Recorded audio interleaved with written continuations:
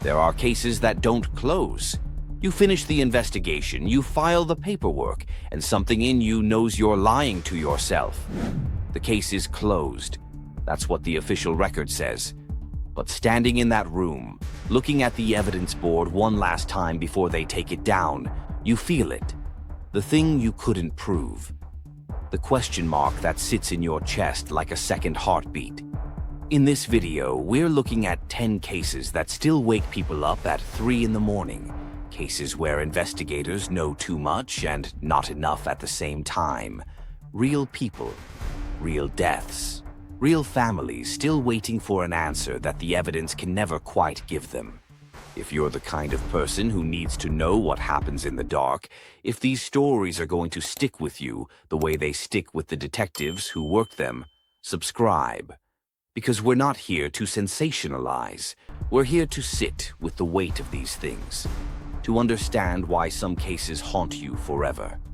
Now, let's talk about what happened in late August of 2021.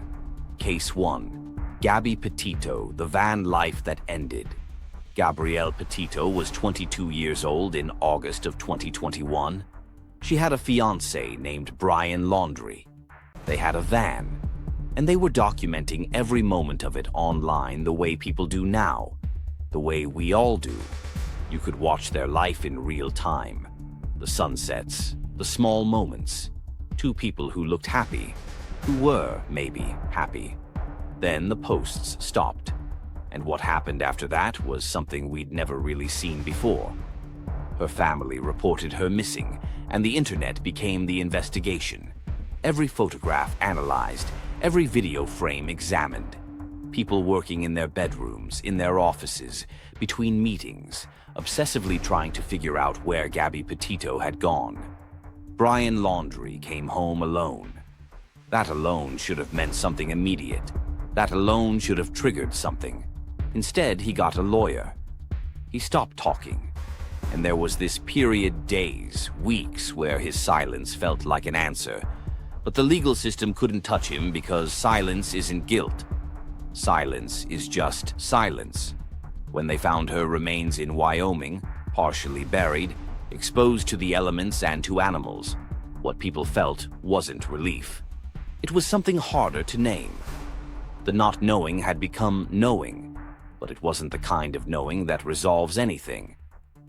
Brian Laundrie died by suicide in a Florida swamp.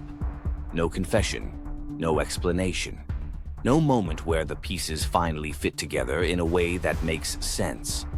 And her family, they know their daughter is dead. They know who had her last, but they don't know the moments before. They don't know if she suffered.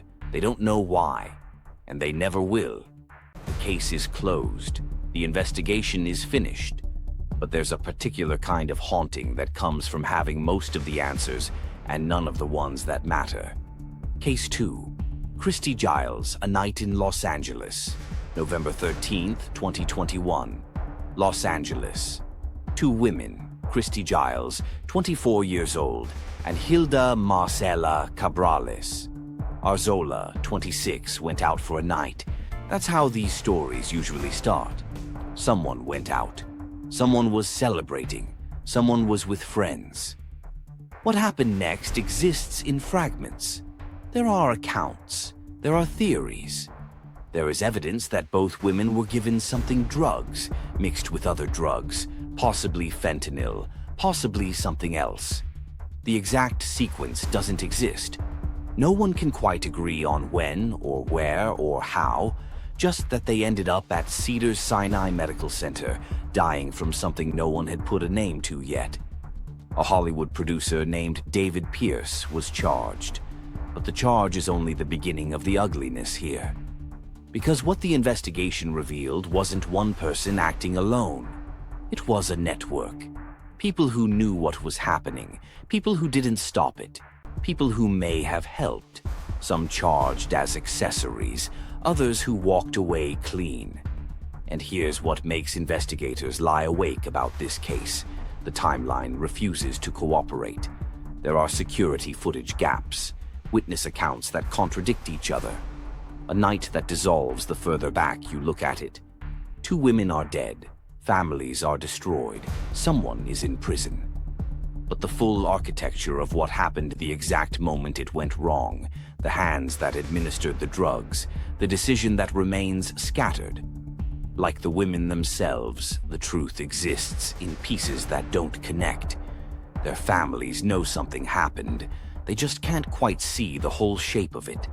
And that gap, that inability to fully comprehend what was done to their daughters, is its own kind of death. Case 3.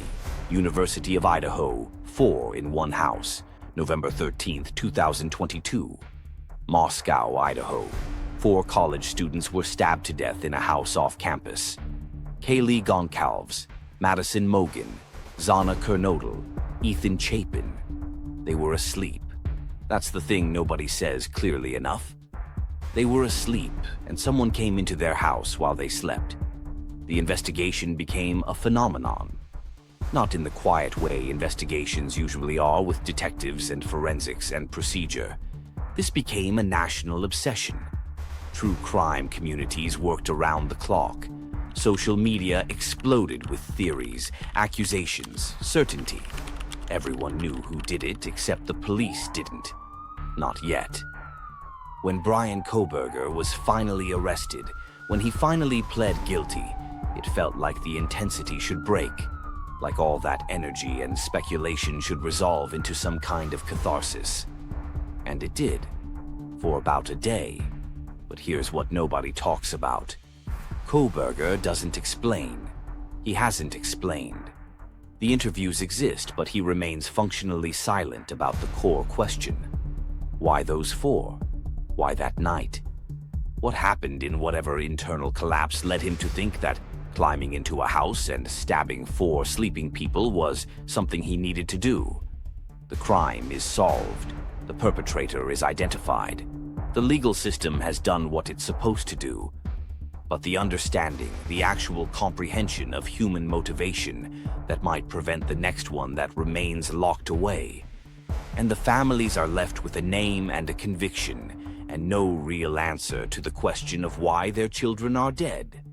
Some investigations end with answers. This one ends with a void. Case 4. Dillon Rounds, Utah, 2023 to 2024.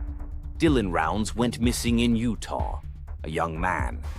And then months passed. Authorities searched. They questioned people. They waited. And then in 2024, they found remains. Dillon was confirmed dead. A man named James Brenner was arrested. Brenner pled guilty. Brenner was sentenced. By every legal measure, that's closure.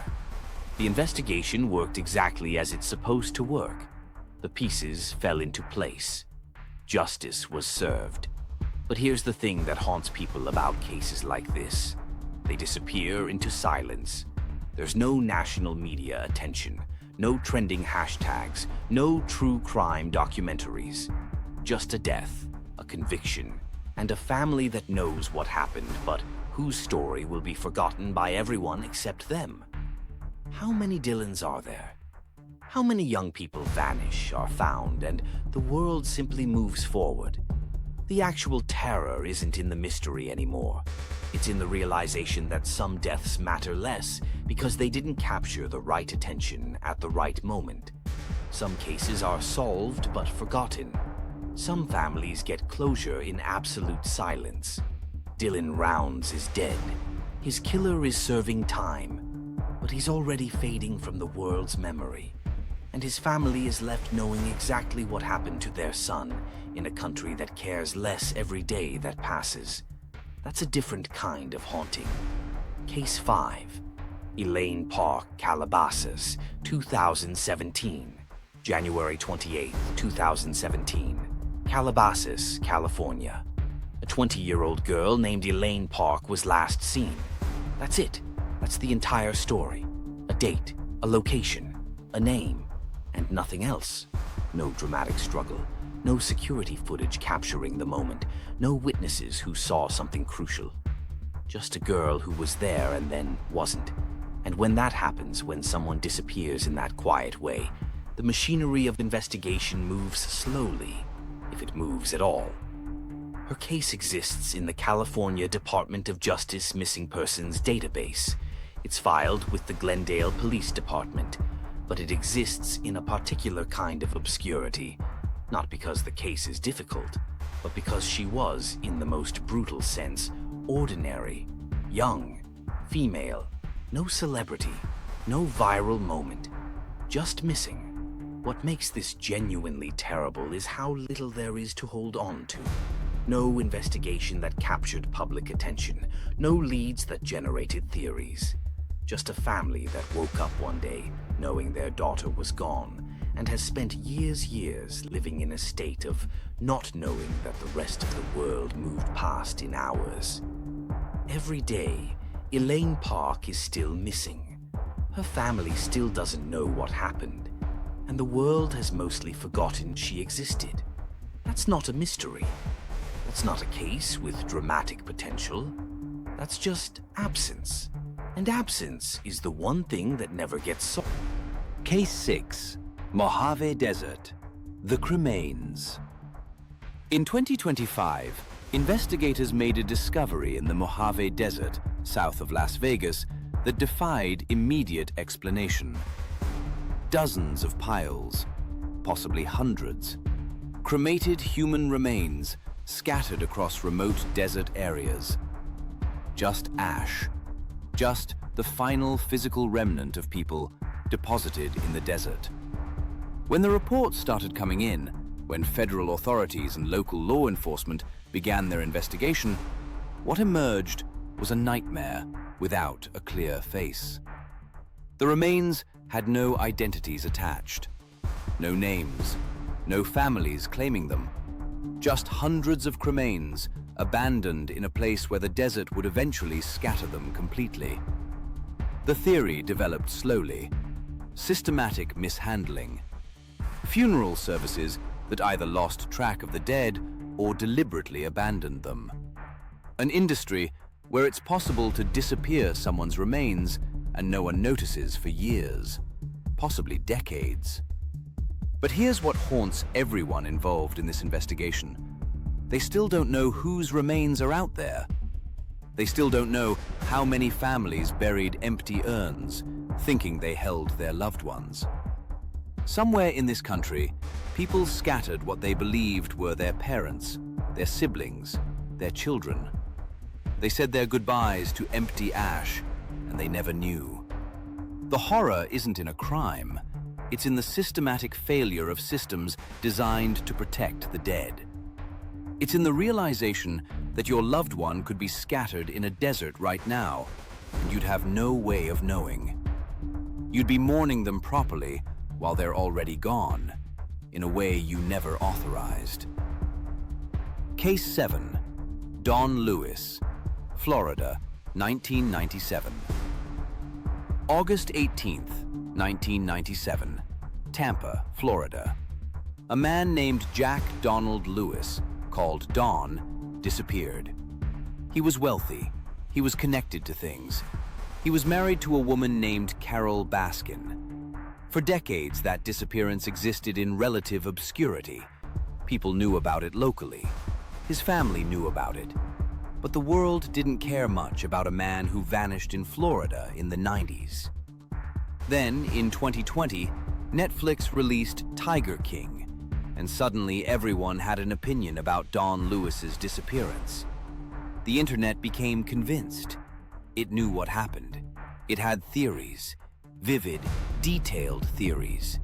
Theories that spread with absolute certainty across social media. Carol Baskin did it. She had to have done it. The logic was simple, and the conviction was total. But here's what the investigators know. There's no body. There's no confession. There's no evidence that actually closes anything. Dawn Lewis was declared legally dead in 2002. His remains have never been found. And while there are questions, legitimate questions, there are no answers.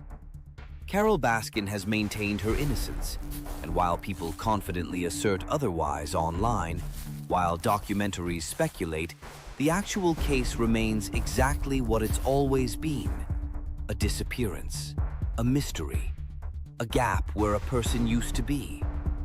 What makes this case haunt is different than the others. It haunts because people are so certain of something they cannot know. The investigation has been eclipsed by the narrative, and Don Lewis, an actual person who actually disappeared, has become a character in a story everyone thinks they already understand. His family still doesn't know, and the world still confidently guesses. Case 8. Lyndon Cameron, Salt Lake City, 2020. September 4th, 2020, Salt Lake City. A 13-year-old boy named Lyndon Cameron was in crisis. He was autistic. He was experiencing something in his mind that he couldn't articulate, and someone made the decision to call 911. Police arrived to help, and within minutes, that boy was shot multiple times. The body cam footage exists. You can watch it. Investigators have watched it. Lawyers have watched it. And what the video actually shows remains contested. What one person sees as a justified response, another sees as an execution of a child in distress. The same footage, different truths. Lyndon Cameron survived, but the trauma of being shot while in psychiatric crisis will be with him forever. The case resolved in a civil settlement. Money changed hands, but there was no criminal conviction, no accountability in the way that word usually means. Just money and silence, and a boy who has to live with the knowledge that the people who came to help him hurt him instead. What haunts investigators about this case is the simplicity of the question and the impossibility of answering it. Could it have been handled differently? Could there have been another way? And the answer is probably yes. But that doesn't change what happened. That doesn't undo the shooting. That doesn't give Lyndon Cameron back the sense of safety he had before. Some cases haunt you because of what you don't know. This one haunts you because you know too well what you could have done differently. Case 9. Dayton Mass Shooting. August 4th, 2019. August 4th, 2019. Dayton, Ohio. The Oregon District. A man named Connor Betts, 24 years old, walked into a bar district with a gun and opened fire. Dozens of rounds. Multiple people died. Multiple people were wounded. And then, police shot him dead. The investigation that followed did what investigations do. It documented. It analyzed. It tried to understand. And what it found was a trajectory, a history, writings and fantasies that existed in pieces, documented in Betts's own words. The FBI report read like a map of a psychological collapse happening in real time. But here's what wakes investigators up: the visibility of it, the warning signs that existed before the violence, systems that could have intervened, moments where something could have gone differently. Not to excuse what he did, nothing excuses that, but to understand how a crisis became a tragedy, and what, specifically, we could have done to prevent it. Betts is dead. The victims are mourned. The investigation is as complete as investigation can be. But the larger question remains: how do we stop the next one? How do we see the warning signs before they manifest as violence? And the answer, the actual answer, is that we don't know. We keep investigating the same crime over and over, looking for the moment where intervention was possible, and we never seem to learn how to intervene. Case 10.